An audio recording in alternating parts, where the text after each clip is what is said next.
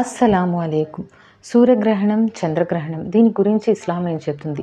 ఇస్లాం ప్రకారం సూర్యగ్రహణం, చంద్రగ్రహణం అన్నవి అల్లా యొక్క దైవత్వాన్ని నిరూపిస్తాయి. అదేవిధంగా అల్లా యొక్క శక్తిని మరియు పునరుద్ధరణ దినాన్ని కూడా ఇవి తెలియజేస్తాయి అండి. అంతేలే కానీ మనం బయట చెప్పుకున్నట్టుగా ఇదేదో చెడు, ఆ టైంలో శైతాన్ అన్నది ఈ సూర్యచంద్రుల్ని పట్టుకునిద్ది, ఆ టైంలో మనం బయటకు వెళ్ళకూడదు, ఏదైనా చెడు జరిగిద్ది అన్నది కాదు. మన ప్రవక్త ముహమ్మద్ సల్లల్లాహు అలైహి వసల్లం వారి యొక్క కొడుకు ఇబ్రాహీం గారు చనిపోయినప్పుడు కూడా గ్రహణం వస్తే అందరూ గ్రహణం ఎందుకు వచ్చిందంటే ఆయన చనిపోయారు కాబట్టి గ్రహణం వచ్చింది అన్నారు. అప్పుడు మన ప్రవక్త ముహమ్మద్ సల్లల్లాహు అలైహి వసల్లం అన్నారు, సూర్యగ్రహణం, చంద్రగ్రహణానికి చావుతో ఎటువంటి సంబంధం లేదు అని.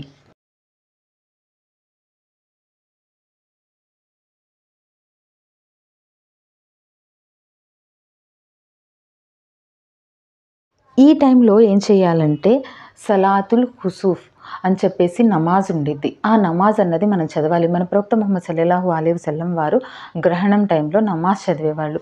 మరి గ్రహణం టైంలో నమాజ్ ఎందుకు చదువుతారంటే, గ్రహణం అన్నది మనకి పునరుద్ధరణ దినాన్ని గుర్తు చేస్తుంది. అంటే మనం ఆఖిరత్ రోజు లేపబడతాము అని చెప్పేసి. సో అది మనం గుర్తు చేసుకోవాలి. ఆ రోజు ఒకటి వస్తుందని చెప్పేసి గుర్తు చేసుకొని ఆ భయంతో మనం నమాజ్ చదివి అల్లా దగ్గర దువా చేసుకోవాలి. అలాగే కడుపుతో ఉన్న వాళ్ళు ఆ రోజు కత్తి పట్టుకుని ఏదైనా ఫ్రూట్స్, వెజిటేబుల్స్ కట్ చేస్తే పిల్లల చెవులు, ముక్కులు కట్ అవుతాయి అన్నది అవాస్తవం అండి.